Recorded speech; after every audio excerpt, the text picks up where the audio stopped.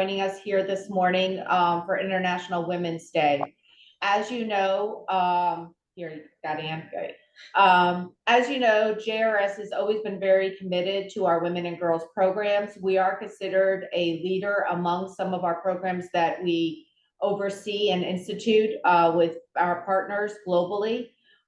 One of those big partnerships is always with PRM, but also with all of you, our private donors who support many of these programs for women and girls worldwide. I am always honored to introduce my colleagues because they are the ones that make it happen on the ground as you all support their work. Rachel Davis is our program manager and she works here in the Washington, D.C. area. Rachel oversees all the distribution of funds from PRM for the Africa continent and all of our programs in Africa. Not only does she work with our State Department funds, she also does extraordinary work with distributing our private fundraising efforts. So that's not only our family foundations, but Rachel also oversees your particular donations that have gone to programs. She has traveled extensively throughout Africa and has recently been to Uganda, where she's been working with Christina, who is our guest speaker today. Rachel, I'd like to turn it over to you. Thank you, MK. Hi, everyone. Thank you for joining today's call. Really appreciate that we have a good turnout for this, really great opportunity to talk about our programming with gender and women empowerment.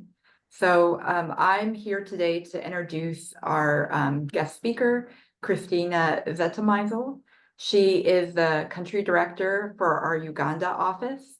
She's been working with JRS in Uganda for a very long time, since 2017. And she's been a great leader in the area of gender equality and as well as manning all of our projects that we do in the Uganda office. So we have a variety of programming that we do in two very different locations. One is our Kampala office, which has the U.S. State Department funding from PRM, and they run a livelihoods program for refugees from all different parts of Africa, as well as providing some basic services for families and individuals who are very much struggling living in a very urban environment. Then we also have programming in a northern part of Uganda called Adjumani. And all of this, Christina is going to go over in great detail, so I won't go into it too much, but that also works with refugees mainly from South Sudan. I have had the pleasure of going to both of those project sites and really seeing the work firsthand and how impactful it is. And really partnering our funds from the State Department as well as the private donations have really meant a lot for continuing the program and strengthening the program. So I'll hand it over to Christina now. Thank you all. Yes, good morning, good afternoon. Here in Uganda, we have 8 o'clock in the evening, so good evening. Happy Women's Day. I'm doing this presentation from my phone because I had some issues with my laptop and the audio, so I hope everything is audible, visible. I would like to first thank the team of JRS USA for thinking about myself and our program in Uganda. Thank you so much for inviting me to talk about our work we are doing here. It's a pleasure to meet you all, and I hope I can share the work we are doing to give you a little bit of an overview where we are, what we do, and how we can impact the life, especially of the girls and the women here in Uganda. Today in Uganda, it's celebrated as a public holiday, so I am actually not working. And the theme of the Women's Day in Uganda is accelerating gender equality through women economic empowerment. So I rephrased it a bit, and we shall celebrate the Women's Day next week, in a week's time, here in our compound, together with the students, with our beneficiaries, and also the different refugee groups we are working with in Kampala. So I would like to start with a general overview where we are here. So here on the African continent, you can see the red spot, which is Uganda. Winston Churchill called it the Pearl of Africa. Statistics talk of approximately 47 million people live in the small country.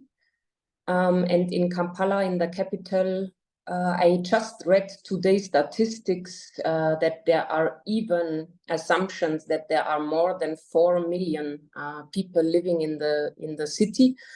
But the official statistics talk of 1.7 million people in Kampala. The official language is English, but when you move to different locations in the south, in the east, in the west, or in the north, people talk more than 40 local languages. As you also can see on the map, Uganda is on the Lake Victoria, I think the second largest lake in the world. We have the source of the Nile in Jinja, in the southwest, close to the Congo and also the Rwanda border. There are gorillas, there are beautiful mountains, beautiful sceneries, and even as tourists, you can come and you can move to one of the beautiful national parks to see the wild animals. So in general, Uganda, also when you go from Kampala to our project in Adjumani, 460 kilometers on the road, you see the country is beautiful, it's green, you cross the Nile, so it's really a very beautiful country in Eastern Africa. Next slide, please.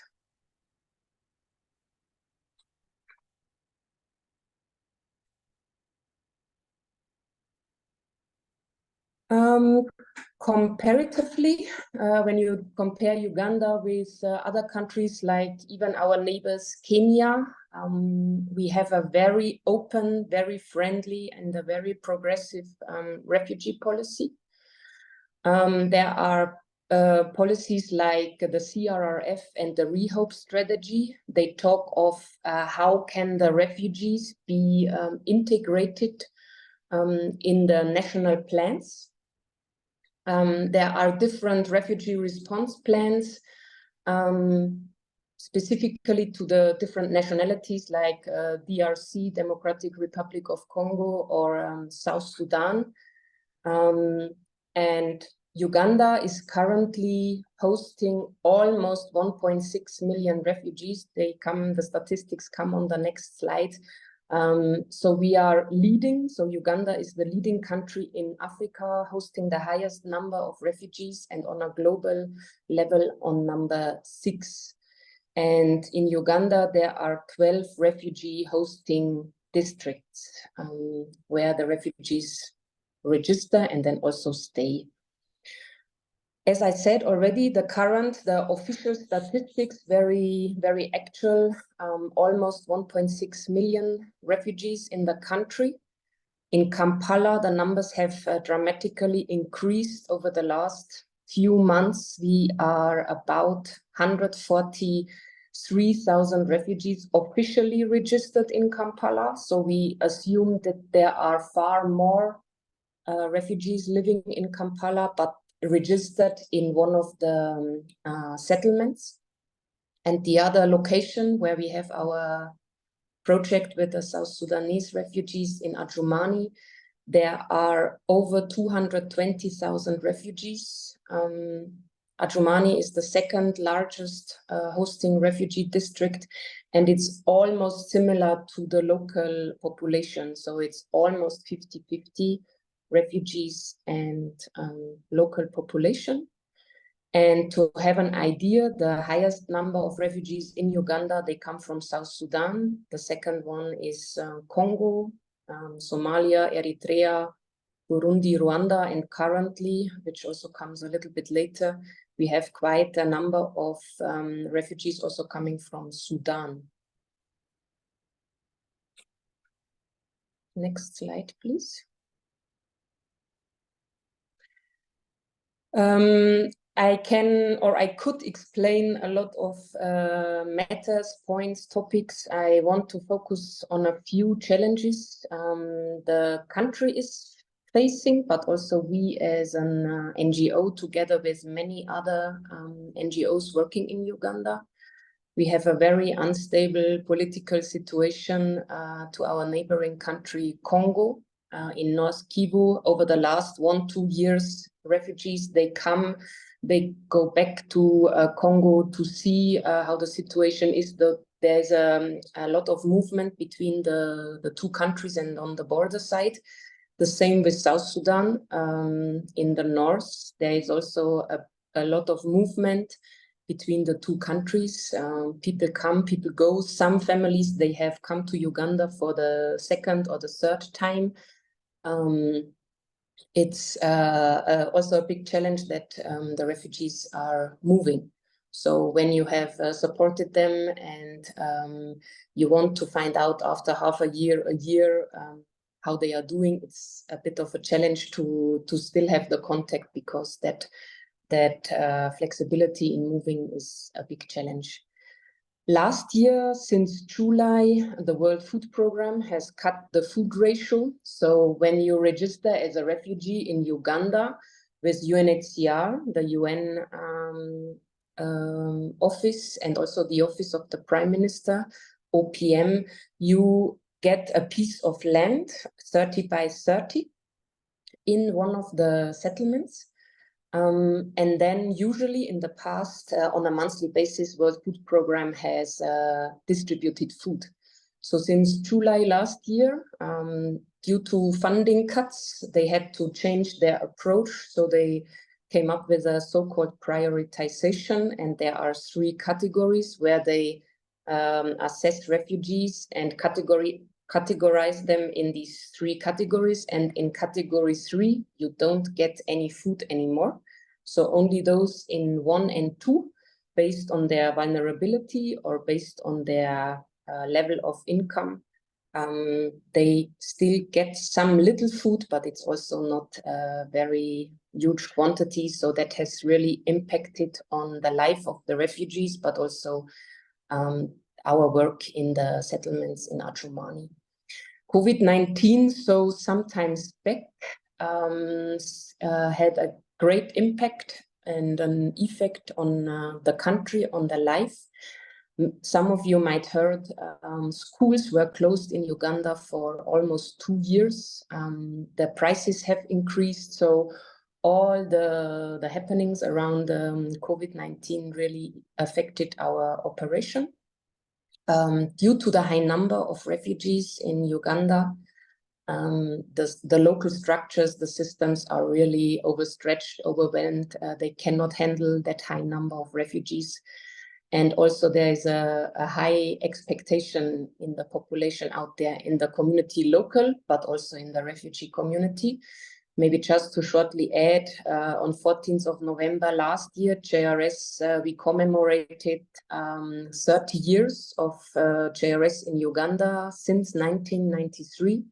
JRS is in the country, and yeah, it was a little bit a mixed feeling to say we are commemorating, we are celebrating, because what are we celebrating? Are we celebrating 30 years that there are refugees, or what are we celebrating? So this was really a moment to reflect and to think of, okay, where do we come from? Why are we there? And what is the outlook? And looking at the situation in the Great Lakes region with the neighboring countries of Congo, South Sudan, Rwanda, Burundi, the outlook is really that we will still be there even in the next 5 to 10 years. I will shortly go to our 2 different projects, both in Kampala and in Adjumani, as mentioned by Rachel.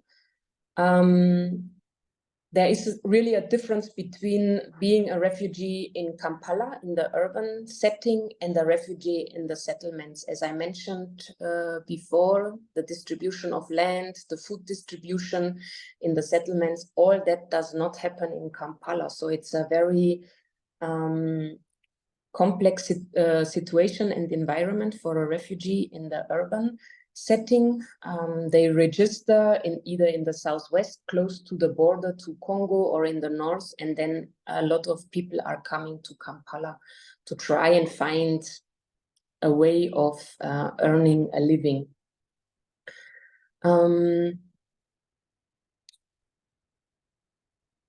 In Kampala, we have different projects, and we have for 23, we have tried our level best also to find ways how we can support the girls and the women. And 58% of our services we are offering, they benefit the women and the girls. We have 4 programs. We offer basic needs support. That means food distribution, medical support, rent support. Many people, they first come to Kampala, then they find either a space in a church or with friends, and then they need to move out or they are chased away. So we are trying to find ways how they can find an affordable place, and we pay the rent for them. We have an MHPSS department, mental health and psychosocial support department, to offer counseling, group and individual. We do trainings on human rights, sexual, gender-based violence. We do also specific counseling per gender. So we have women groups and also men groups. Here in Kampala, we have an education program where we offer language courses, because most of the refugees are coming from French-speaking countries. So English is very important to offer to them. And we have a scholarship program for primary, secondary, and tertiary education. We have a small daycare center where children, babies can be taken care of while the parents are in one of our courses. And the heart of our Kampala project is the livelihoods program, where we offer different trainings, skills trainings. We do business skills training. We offer an internship placements, or we try to find places where they can continue practicing their skills. We try to provide a small startup capital. And when you come to our place here in Kampala, we are in the middle of the activities. So it's a busy place from, let me say, 9 o'clock in the morning up to the afternoon, where our courses are running. And as I already explained, the challenges are the language and also the difference between the setting in the urban center and in the settlements. And I would still believe that most of the activities are really focusing on women, elderly. We also have some elderly women who are participating in our skills courses, like they learn arts and crafts or hairdressing. So it's really nice to see when they come and they leave the place and they say, we are grateful for the support of JRS over the last couple of months. Here are a few pictures I have put to see. On the left side, a women counseling session. On the right side of that picture is one of our staff, Doreen. She is a counselor. So these are really some examples where we try to empower women. On the right side is a saving group where women come together and start a saving group. Next slide. We are moving from the center or the capital of Kampala into the northern part of the country. Adjumani is really very close to the South Sudanese border. Elegu border, close to Nimule. Juba is also not very far. And you can feel the difference also by the heat. So currently in Adjumani, I think there are around 40 degrees. In Kampala, it's a little bit moderate. So you can already feel just 460 kilometers difference, but the climate is also different. The northern part of Uganda, we call it the West Nile region, because also there crosses the Nile, is comparatively also very little developed and quite remote. There are a high rate of poverty. Adjumani hosts 19 so-called refugee settlements. The distances between the Adjumani town and the different settlements is huge. Transportation is a big challenge because the distances are big. There is currently that influx of the Sudanese refugees, as I have already shared. They are held in a reception center in one of the settlements called Numanzi. UNHCR is now trying to find a way how these refugees from Sudan can be settled in another settlement, because Adjumani is also overstretched.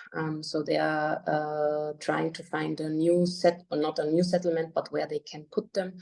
It's called Kiriandongo, but the infrastructure, the systems are too small. The reception center is already overcrowded. So it's just a small picture of how the situation is and how the UNHCR and OPM are handling. As I said already before, there is a huge pressure on the system, on the local government, on all the partners, because of the high number of refugees coming to Uganda, because of the policy. They can come, they can register, they are free to move as soon as you have your attestation that you are registered in the country as a refugee, you are free to move. So it's really, compared to other countries, quite open. So in reality, the challenges are really high. What we also see in our daily work, yes, there are all these processes in place that refugees are considered in the national and local plans. But when you go to the people in the settlements, you can feel there are struggles. First of all, among the refugees themselves in Adjumani, as they come from South Sudan, from different tribes. So like, for example, Dinka, Madi, Nuer, they come, they bring their own challenges with them in Uganda. So they have conflicts among themselves. But then there are also challenges among the refugees and the host communities. Everyone looks for his or her space, resources, water, firewood. That has all contributed to quite some tension, both either between the refugees and the host communities and the refugees themselves.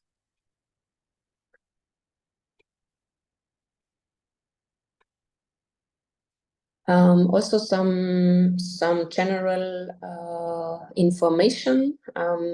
In general, the population in Uganda is quite young. I just on the way to the office, on the radio, they said over 70% of the population in Uganda is below 30 years. So it's really a very young population in general. But also when you look at the refugee population, 62% are children under 18 years, and more than half of the refugees are women, or are girls and women, let me call it like that. So there is a challenge around exploitation and abuse, and in general protection of the girls and the women. When we look at education, which is our core activity in Adjumani, more than 50% of them, they don't even have access to formal and informal education. And generally, it's a very male-dominated environment, both on the host community side, but especially also on the refugee side. And I believe many of you are aware of the traditional and cultural norms where the refugees are coming from. The girl is not supposed to go to school. Yeah, a girl is supposed to be at home to take care of the household, to take care of cooking, fetching water, taking care of other siblings. So the environment we are facing, especially in Adjumani, is really challenging. I put one testimony of one girl we have been working with. She said, "We are born to bring cows and not to study." So I think that statement really summarizes briefly, the situation girls are facing in their culture. What we do there in Adjumani. In Adjumani, we have a history since 1993 when JRS started. At that time, during the first influx of the refugees, JRS was the main implementing partner of UNHCR, handling education. So JRS was handling early childhood, primary, secondary education, tertiary education, and teacher training. At that time, JRS was building schools, infrastructure, classrooms. JRS hired teachers. And then with the peace agreement between Sudan and South Sudan, there was hope that the people can go back in their home country. So JRS at that time in 2008 closed all the projects in northern Uganda, even supported the refugees to go back to South Sudan. But unfortunately, the situation did not turn out the way it was expected, and refugees came back. So between 2008 and 2016, there was no work of JRS in Adjumani, and only since 2016, 2017, we are back there. We are focusing on secondary education that has been identified as a very huge gap. When children leave primary 7, they do their exam and then transitioning to secondary education, that has been identified as a huge gap due to the high number and due to the small number of schools available. So JRS decided in 2017 to start working with secondary schools. Currently, we are continuing, we are providing scholarship. We have constructed many classrooms, many latrines, dormitories. And since 2020-21, despite COVID-19, we are trying to, or we are focusing on gender responsive education. We have implemented an analysis, or we conducted an analysis to understand the barriers accessing secondary education. And I will explain a little bit later what does that mean. Since last year, we have a Jesuit priest in Adjumani. We do pastoral accompaniment. So he does catechist training. Also, women are part of that group. It was very nice to see that among the group of catechists, there were also women. He celebrates Mass in the settlements, and they were very happy when he came to celebrate Mass. After, I think, 6 years, they did not have a spiritual accompaniment. So the community is very happy that JRS is doing that. We have also a livelihoods program there. And since last year, we have a center where we do also trainings in different skills and try to find ways how we can link them to get income. And also a big component in Adjumani is the psychological, psychosocial support. 2 pictures also from our Adjumani project. On the left side are our female scholarship students. There is one school in Adjumani. It's a only girls secondary school, St. Mary's Assumpta. They are just girls, but the majority are refugees, and we support that school by providing the scholarship. And that was a day where they got some scholastic material. And on the right side is our catering class in Adjumani office.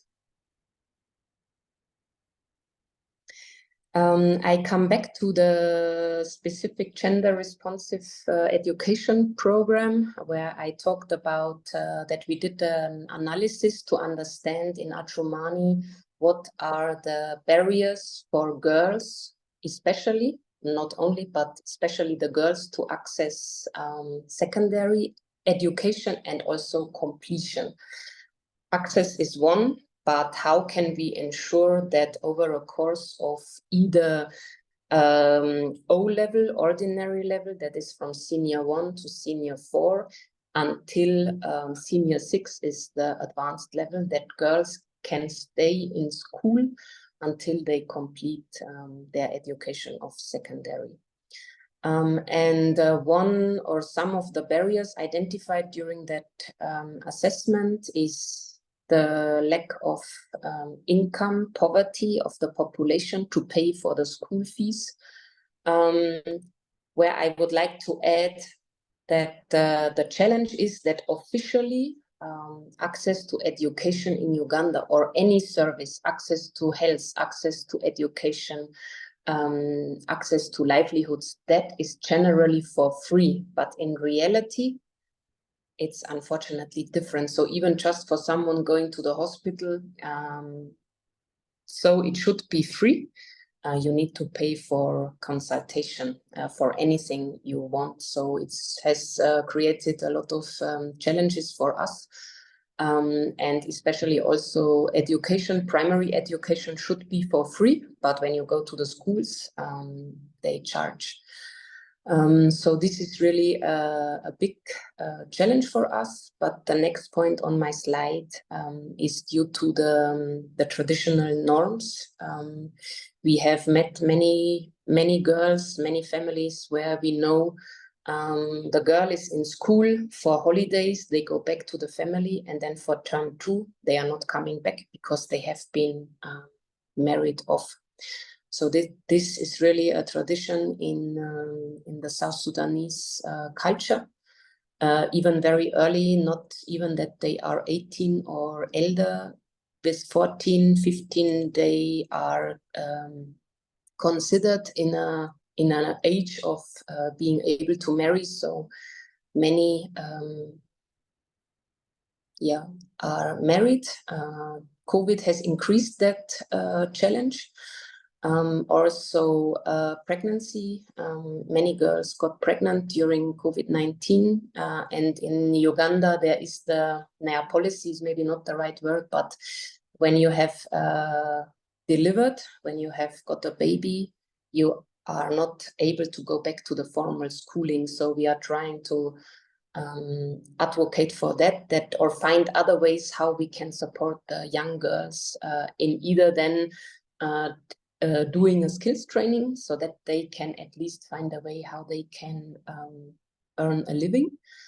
Other challenges regarding access to secondary education are the sanitary supplies or hygiene in general. So very many girls, they drop out of school or they don't participate in the regular school because they cannot afford the sanitary items. So when they are in their period, they stay either in bed, in their room, or at home, and then they don't come back. So this has also been a big challenge for us. And as I mentioned before, the infrastructure of classrooms, schools is a huge challenge. Also the capacity of teachers, especially also female teachers. And there are very few role models where girls can look at and say, yes, this is someone who achieved something in her life. She made it, so that they can be inspired, let me call it like that. So what we do to almost come to the end of the presentation, so there is still something waiting. Regarding gender responsive education in Adjumani, we have a scholarship program where we focus on girls, but there have been how can I say, developments now that many NGOs, they focus just on girls, or even some supporters, they say, no, we only want to focus on girls, but we say this is challenging because if we only focus on girls, the boys are left behind, and this would create even more challenges or would do more harm. So we say, if we want to focus on girls, yes, we can select higher number of girls, but we also need to find ways how we support the boys. So we, for example, when we distribute scholastic and hygiene material, for example, we make sure that also the boys benefit. We implement girls and boys clubs in schools where they meet on a regular basis, where they discuss topics around their interests, what they want to do, how the can be different topics. And currently, right now, different colleagues from JRS from different countries, they are meeting in Nairobi to also work on that curriculum for these specific clubs in schools, so that they are implemented in line with the strategic framework of JRS regarding gender responsive education. We have implemented mother groups where we support them together with also the senior women teachers in schools, so that we train them in leadership, managing the schools, talking to girls, even some counseling sessions to be able to support the girls to address any of their issues they are facing. We do trainings of teachers, and we have done a lot of construction in the last years regarding girls' dormitories, boys' dormitories, so that the children can stay in school, and also, for example, some wash facilities. It brings me to a testimony or a small video which has been recorded, which shares two girls. They talk of the support JRS has provided to them, and I hope playing that video is possible from your side in the